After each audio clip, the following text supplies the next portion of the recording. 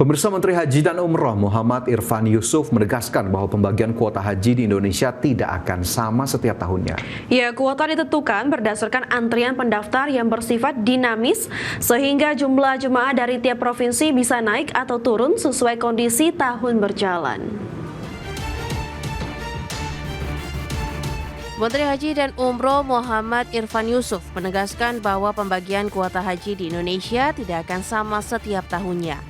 Kuota ditentukan berdasarkan antrian pendaftaran yang bersifat dinamis sehingga jumlah jemaah dari tiap provinsi bisa naik atau turun sesuai kondisi tahun berjalan. Gus Irfan menjelaskan bahwa sistem pembagian kuota haji mengikuti ketentuan undang-undang.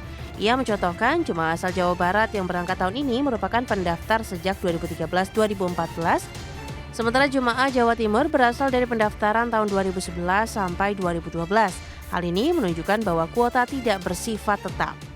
Melalui alur pemeriksaan yang ketat dan sistematis ini, diharapkan seluruh jemaah yang berangkat ke Tanah Suci berada dalam kondisi kesehatan yang optimal dan mampu melaksanakan ibadah haji secara aman, lancar, dan sesuai syariat. 5. Penyiapan petugas haji dalam rangka memastikan kesiapan petugas penyelenggaraan ibadah haji tahun 2026 Masehi, Kementerian Haji dan Umroh Republik Indonesia tengah melaksanakan proses penyiapan petugas secara berjenjang. Kementerian Haji dan Umroh Dhanil Anzar Simanjutak menegaskan bahwa masa tunggu jemaah haji kini pukul rata sekitar 26 tahun. Kebijakan ini berbeda dengan pembagian kuota tahun 2025 yang tidak memiliki landasan hukum. Tim Liputan, IDEX Channel. Pemerintah memastikan restrukturisasi utang proyek kereta cepat Jakarta-Bandung masih belum menemui titik terang. Menko Bidang Perekonomian Erlangga Hartarto memastikan proses restrukturisasi membutuhkan kesepakatan antar lembaga. Pemerintah memastikan restrukturisasi utang proyek kereta cepat Jakarta-Bandung masih belum menemui titik terang. Menko Perekonomian Erlangga Hartarto menegaskan hingga saat ini prosesnya belum mencapai keputusan final. Erlangga memastikan proses restrukturisasi membutuhkan kesepakatan antar lembaga, termasuk pemerintah, KCIC, serta pihak-pihak terkait lainnya, termasuk Danantara. Terkait pertemuan dengan pihak KCIC, Erlangga menolak merinci lebih jauh isi diskusi tersebut dan hanya menyebutkan seluruh agenda masih dalam proses pendalaman. KCIC pertemuan teknis. Restrukturisasi itu atau gimana? Teknis belum belum selesai pembahasan. Ya. Pak, tapi untuk KCIC apakah udah ada opsi-opsi yang mengerucut Pak terkait dengan masalah utang Pak? Belum, pembahasan belum selesai. Ya. Sebelumnya pihak pengelola kereta cepat Jakarta-Bandung atau KCIC sempat menyambangi kantor Kemenko Perekonomian pada Senin siang. Kedatangan pihak KCIC tersebut ditenggarai untuk membahas perkembangan restrukturisasi utang kereta cepat Wush. Dari Jakarta, Raharjo Patmo, IDEX Channel. Presiden Prabowo Subianto meresmikan jembatan Kabanaran di Bantul di Yogyakarta, Jawa Tengah. Jembatan ini menghubungkan wilayah Kulon Progo dan Bantul. Dalam sambutannya, Presiden Prabowo menjelaskan jembatan ini akan mempermudah akses masyarakat ke wilayah yang begitu indah. Pasalnya, Prabowo menilai ada potensi pariwisata yang bisa berkembang di lokasi tersebut. Jembatan Kabanaran ini memiliki panjang 2,3 km yang menghubungkan dua kabupaten, yakni Kabupaten Bantul dan Kabupaten Kulon Progo. Jembatan ini membentang di sisi pantai Laut Selatan. Di tengah jembatan Kabanaran terdapat satu gunungan berwarna coklat keemasan dengan corak ukiran batik.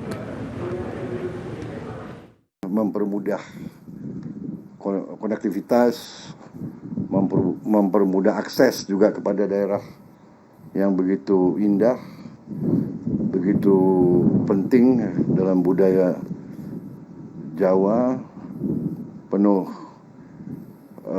spiritualitas, dan kita mendengar ada rencana-rencana untuk membangun kawasan ini untuk mendukung pariwisata. Menteri Perhubungan Dudi Purwagandi mencatat realisasi anggaran Kementerian Perhubungan untuk tahun anggaran per 17 November 2025 telah mencapai 65,52% dari pagu. Realisasi anggaran terbesar dibukukan oleh Direktorat Jenderal Perhubungan Laut yang mencapai 7,21 triliun rupiah. Menteri Perhubungan Dudi Purwagandi mencatat realisasi anggaran Kementerian Perhubungan untuk tahun anggaran per 17 November 2025 telah mencapai 65,52% terhadap pagu anggaran yang mencapai 29,51 triliun rupiah. Realisasi anggaran terbesar dibukukan oleh Direktorat Jenderal Perhubungan Laut yang mencapai 7,21 triliun, sedangkan realisasi anggaran terkecil dibukukan oleh Ditjen Perkeretaapian yang mencapai 2,97 triliun atau sekitar 44,04% dari pagu efektif 6,74 triliun rupiah. Persentase nilai realisasi anggaran terkecil adalah Ditjen Perkeretaapian sebesar 2,97 triliun atau 44,04% dari pagu efektif Ditjen Kereta Api sebesar 6,74 triliun. Dari sisi realisasi berdasarkan jenis sumber dana, rupiah murni 79,78% dan BLU 90,16% berada di atas persentase realisasi terhadap pagu efektif anggaran sebesar 65,52%. Menhub menambahkan dengan adanya penyesuaian anggaran Kemenhub pada 2025 dan adanya tambahan pagu sebesar 647,8 miliar, realisasi efisiensi sebesar 1,15 triliun.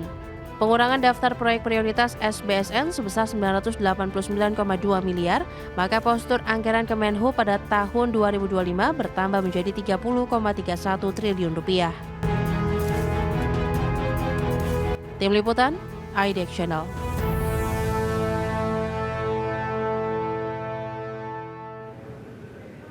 PT Hotel Indonesia Natur atau InJourney Hospitality menargetkan adanya peningkatan jumlah okupansi selama masa libur Natal dan Tahun Baru 2025. Peningkatan okupansi terbesar diprediksi akan terjadi di hotel yang dikelola di wilayah Bali dan Jawa. PT Hotel Indonesia Natur atau InJourney Hospitality telah mempersiapkan 36 hotel yang dikelolanya di seluruh Indonesia untuk menyambut masa liburan Natal dan Tahun Baru 2026. Guna meningkatkan jumlah okupansi, berbagai acara menarik pun akan digelar di seluruh hotel yang dikelola InJourney Hospitality. Direktur Utama InJourney Hospitality Christine Huta Barat optimistis tingkat okupansi rata-rata seluruh hotel yang dikelola InJourney Hospitality tumbuh 3% dibandingkan tahun lalu. Peningkatan okupansi terbesar akan terjadi di hotel yang dikelolanya di wilayah Bali dan Jawa.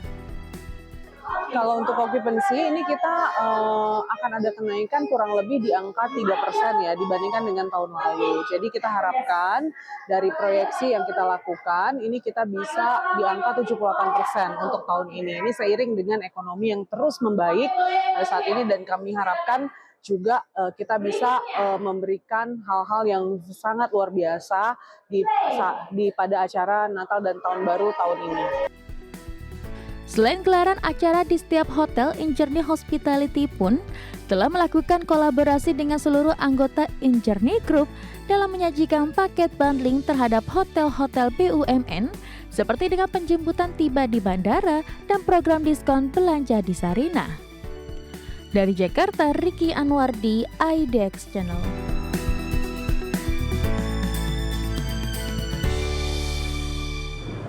Ya, tentu kalau berbicara soal Nataru ya, Vina, tidak hanya pengelola hotel saja yang memang harus bersiap, tapi memang seluruh lini harus mempersiapkan diri dengan optimal, termasuk para operator pengelola angkutan, baik darat, laut maupun udara, agar kemudian masa angkutan Nataru ini bisa berjalan dengan optimal dan tentu kenyamanan, keselamatan ini juga bisa terjamin untuk para pemudik lah istilahnya, atau para pelancong atau traveler sendiri yang menghabiskan waktu di Nataru. Jadi memang jika semuanya sudah dipersiapkan dengan baik, tentu kita harapkan Natarunya bisa berjalan dengan nyaman dan tentu efek samping kepada perekonomiannya kita harapkan juga bisa tercapai. Ya, benar sekali Fajar, ini adalah momentum yang sangat bagus ya bagi para pelaku usaha di bidang pariwisata untuk menyiapkan diri untuk memberikan kualitas yang baik dan juga agar juga berjalan optimal ya, seperti kata Fajar tadi, agar juga bisa memberikan kontribusi terhadap perputaran ekonomi di daerah tersebut ya.